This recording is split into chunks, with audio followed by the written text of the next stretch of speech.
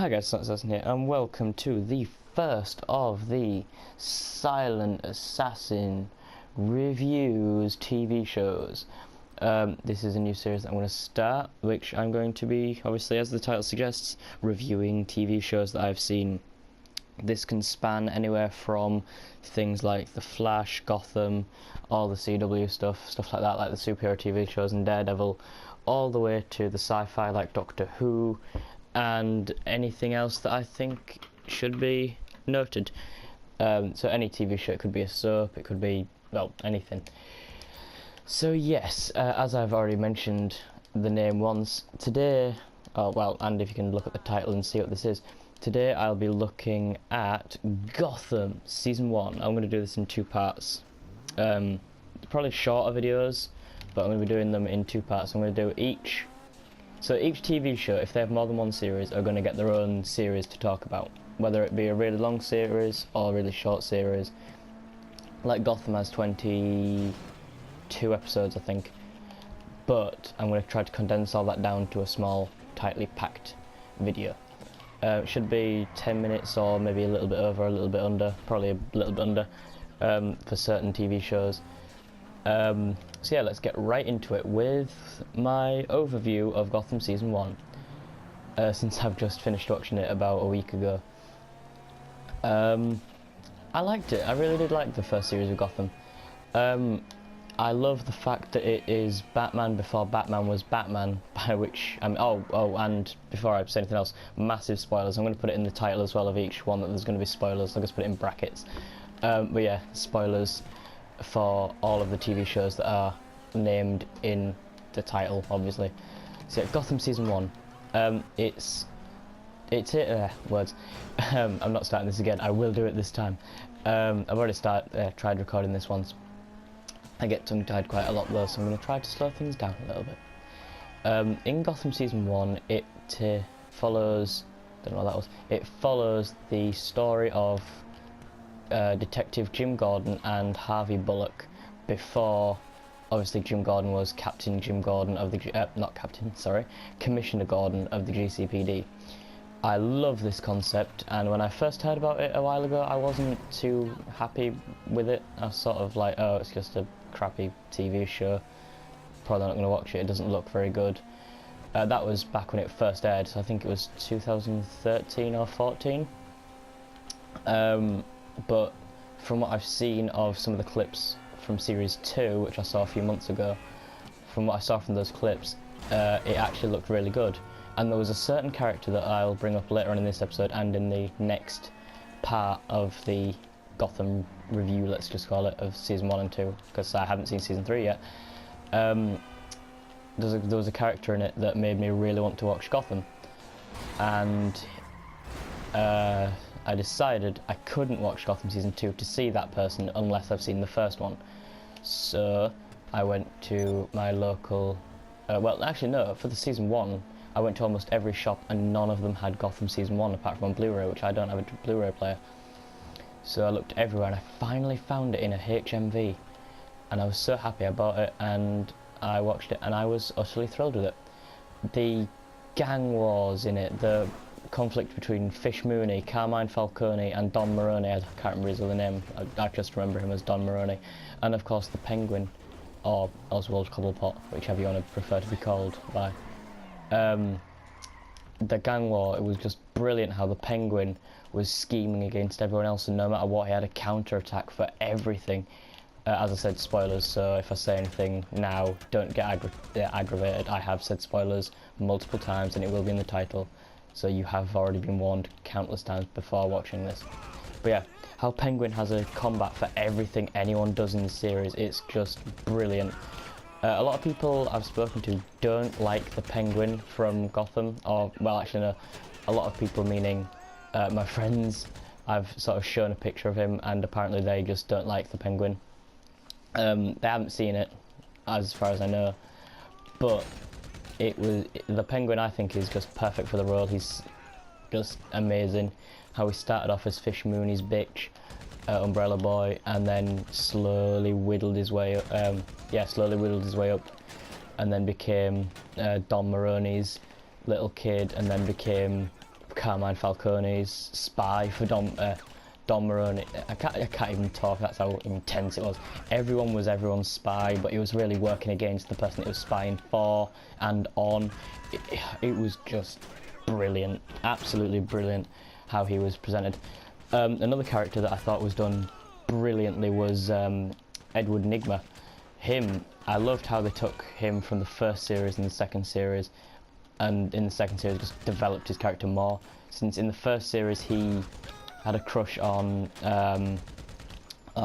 Kristen Kringle, which was another member of the GCPD, and how their relationship slowly made him go insane, and then obviously every time she rejected him he went a bit more insane, couldn't really handle himself. Then he killed her boyfriend, Officer Brady, was it? I think his name was Officer Brady. Killed him, and that drove him more insane and more insane. And then she was asking about him, and he was sort of had to cover it up. Then they actually got together, and I was so happy. And that sort of evened him out, and it was finally like, oh, Edward's finally become like normal person. Maybe he's going to be normal for a long time before all the Batman stuff starts, because we obviously know he becomes the Riddler. And I was thinking, oh, maybe they're going to leave his character and let them two have a relationship for a while. No, total curveball, he kills her, and then just becomes even more insane, becomes a psychopath. I will talk about some of the cons. Actually, I'm just going to quickly jot that one down so I don't forget it. Oh crap, I'm on a slideshow, hang on. I'm going to quickly jot that down so I don't forget it, so when I talk about the cons it'll be there. Because there is a con with Edward Nygma's story.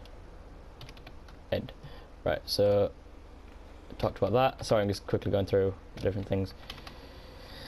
Yeah, Penguin's rise and fall in the Gotham crime syndicate, and then rise again, because he goes through a lot of rising and falling, does the Penguin. He sort of starts off as Fish Mooney's bitch, as I said, but he starts off as a pretty good bitch.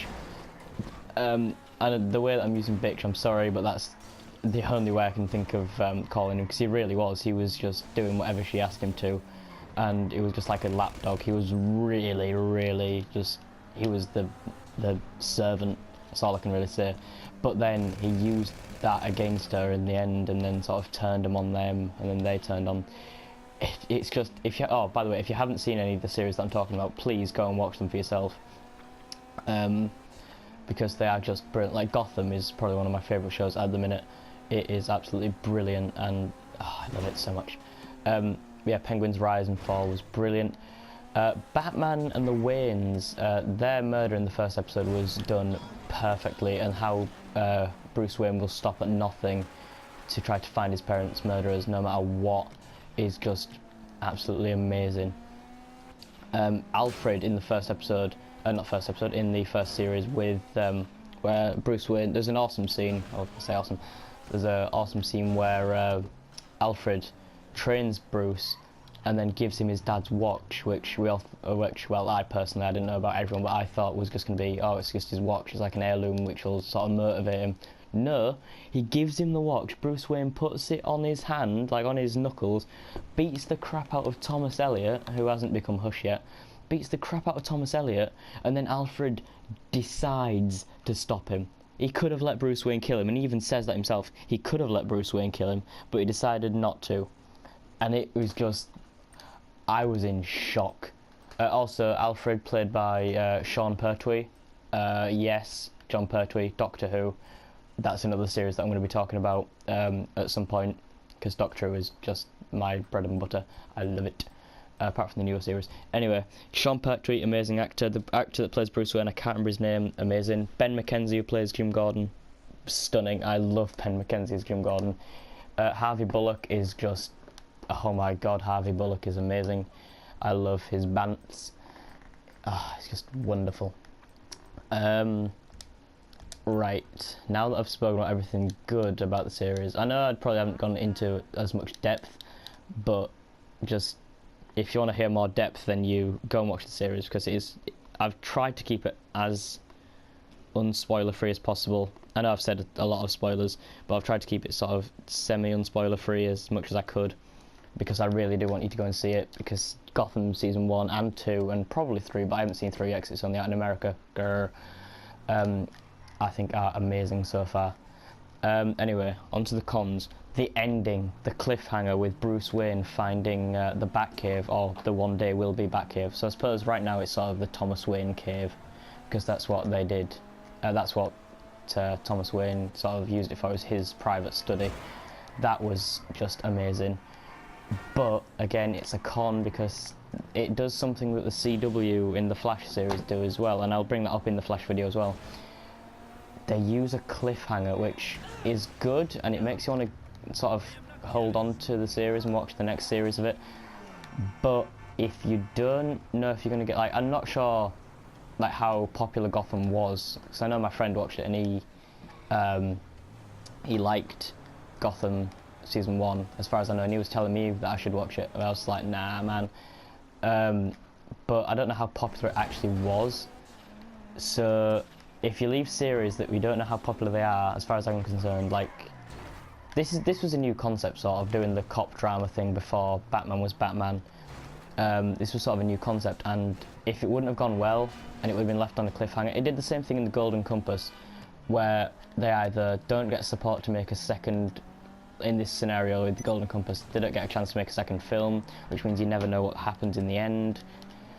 And that scares me in some cases, because I think they did it in Firefly as well, where they didn't get a second series, and everyone wanted to know what happened. I haven't seen Firefly either. Everyone wanted to know what happened, but then they never found out because it was on a cliffhanger, and then it ended and never returned. So if they would have found the Batcave, that would have been a really bad cliffhanger if they wouldn't have had a second series. So actually, now that I'm really thinking about it in my head, it would have been okay if it had have ended there, because it would have been like that led into the rest of the Batman stuff. But in that same last episode, there was a lot of stuff that was unresolved. Like the Penguin became King of Gotham in that episode as well. That was an amazing scene. I loved his character where he just sort of goes, he's finally done it. He's finally beaten everyone. He's like, I'm the King of Gotham. It was just, oh, Penguin. Oh, Penguin. You're my bae. No, but yeah, absolutely amazing. Going on to Edward Nygma's thing though, all through the first series, he was obsessed with riddles when he was like normal Edward Nygma. Like before he started talking to himself, he was sort of doing all these riddles and stuff to Jim Gordon and Harvey Bullock and all of his other people in the GCPD, and it was annoying to them. But as I found out, like as he became more and more insane, he started to do less and less riddles. Like he did one to Jim Gordon before he accidentally ratted himself out to the rest of the GCPD, who Jim had with him at the time, and he didn't know it.